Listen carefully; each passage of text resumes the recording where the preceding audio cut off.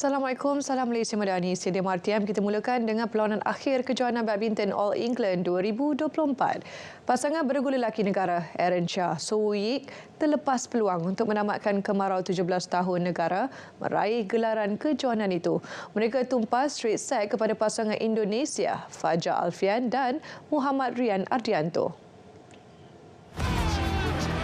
Saingan sengit yang berlangsung di Utilita Arena Birmingham menyaksikan pasangan negara ditundukkan pasangan lawan dengan mata 21-16 dan 21-16. Pada perlawanan itu, pasangan juara dunia 2022 tersebut ketinggalan 1-6 sebelum gandingan Indonesia yang diletakkan selaku pilihan ketujuh memenangi set pertama. Set kedua berlangsung sengit apabila kedua-dua beregu saling mengejar mata sehingga terikat 10-10. Namun, kesilapan demi kesilapan mudah dilakukan Aaron Woo Yik membolehkan Fajar dan Rian menjarakkan kedudukan 18-16. Mata demi mata ketinggalan sebelum pasangan Indonesia berkenaan melengkapkan kemenangan sekaligus mempertahankan kejuaraan All England 2024.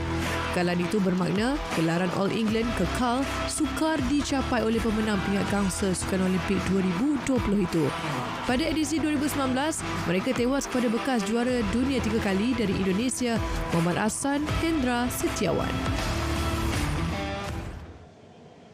Ini pula berita gembira buat pasukan badminton kebangsaan. Beregu lelaki muda negara Chong Hon Jian Muhammad Haikal Nazri merangkul gelaran pertama musim ini pada kejohanan Orleans Masters 2024 di Perancis. Hon Jian Haikal selaku pilihan keempat menewaskan pilihan keenam dari Indonesia, Sabar Karyaman Bukutama Mohreza Pahlavi Isfahani 21-15, 18-21, 21-14. Mereka bertarung pada aksi final selama 54 minit di Palais des Sports Orleans. Beregu negara yang menghuni ranking ke-40 dunia dan mula digandingkan pada Ogos tahun lalu membawa pulang hadiah wang tunai $16,590 pada kejohanan berstatus Super 300. Kejayaan tersebut menyaksikan Hon Jian Haikal meraih gelaran ketiga dalam siri jelajah dunia. Sebelum ini, gandingan sama memenangi cabaran antarabangsa Said Modi India dan Masters Guwahati. Menjelang aksi kelayakan Piala Dunia 2026, Piala Asia 2027 22 Mac ini, skuad Harimau Melaya menerima tamparan hebat apabila ketua pasukan Matthew Davies dan Junior Estal terpaksa disisihkan akibat kecederaan. Keputusan itu dibuat selepas Johor Darul Takzim JDT menerusi surat rasmi kepada FAM memaklumkan kedua-dua pemain pertahanan itu mengalami kecederaan semasa perlawanan latihan pada Khamis lepas.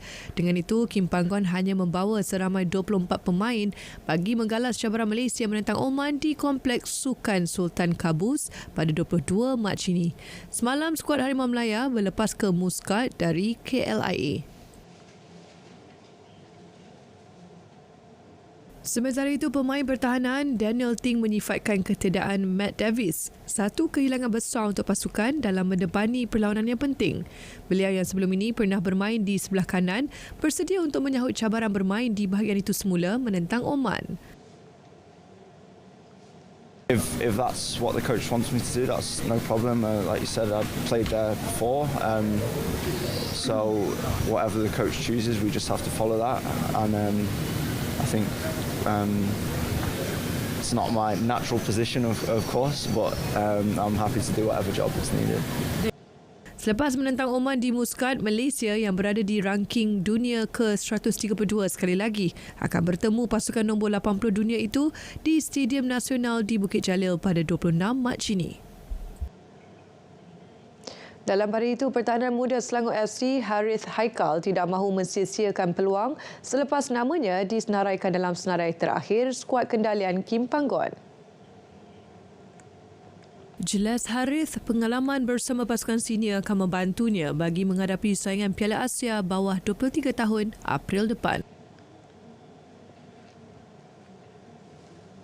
Saya rasa di mana-mana nasib kita sebagai manusia perlukan juga nasib tu, but bukan sekadar nasib lah, saya rasa itu pun salah satu rezeki saya. Saya berusaha, saya rasa dah 5 tahun saya dengan Selangor dan ini first official call up saya untuk dapat di finalist team. Saya sangat bersyukur, saya bangga. Ini salah satu preparation saya untuk saya mengharungi Asia Cup baru 3 di Qatar nanti juga. untuk macam Ajmal dan Noah, Azam, saya rasa good experience lah untuk kami belajar dengan player-player sini di sini. Ketua Jurulatih Baharu Selangor FC Nizam Jamil komited membantu pasukan juara Liga Malaysia 33 kali itu terus cemerlang musim ini. Beliau optimis tidak akan menghampakan kepercayaan yang diberi pihak pengurusan kepadanya. Untuk di Selangor, saya tak fikir sangat tentang saya nak berapa lama kat sini, 2 tahun, 3 tahun, saya tak pernah berfikir itu.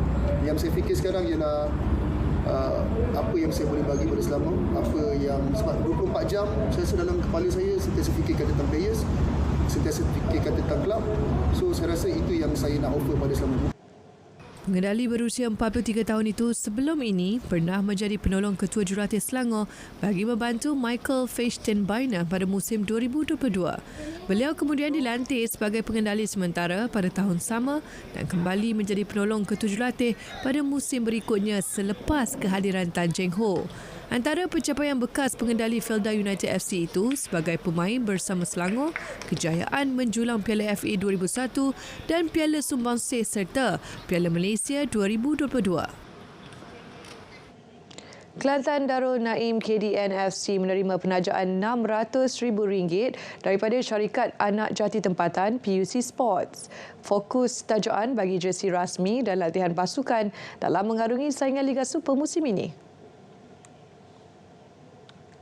Pengarah urusan PUC Sports Muhammad Syukri Pauzi berkata, jersey rasmi KDN FC akan dilancarkan selepas Aidilfitri nanti. Untuk tahun ini PUC amat berbesar hati untuk mengucapkan terima kasih kepada Kelantan Darul Naim FC kerana memberi peluang kepada PUC untuk menaja lah. Walaupun tak berapa banyak, tapi kita akan cuba yang terbaik untuk membangunkan bola sepak Kelantan. 50,000 unit jersey akan dikeluarkan pada musim ini merangkumi jersey rasmi sebanyak 15,000. Manakala 35,000 helai meliputi pelbagai jenis jersey termasuk latihan, pelancaran dan lain-lain. Kita beralih ke tenis Indian Wells. Juara dunia Iga Swiatek menepati ramalan mengungguli gelaran keduanya di California. Dia mudah menundukkan wakil Greece Maria Sakkari dalam pertembungan final dengan straight set 6-4, 6-0. Pada aksi timbal balik final 2022 itu, Swiatek mendahului 3-0 sebelum Sakkari bangkit menyamakan kedudukan 4-sama. Bagaimanapun, tuah memihak kepada Swiatek untuk kekal mendominasi set pertama. Di set kedua, Sakkari terpaksa berputih mata menyaksikan Swiatek menguasai sepenuhnya permainan sehingga ke mata akhir. Swiatek meneruskan kebangkitan selepas tersingkir pusingan ketiga pada terbuka Australia Januari lalu.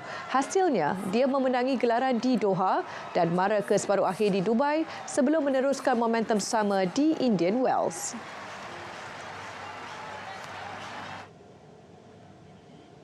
Sekian Stadium RTM dari Sungai ke Segara, Palestin pasti merdeka. Saya Fazim, salam Malaysia Madani, salam sukan untuk semua.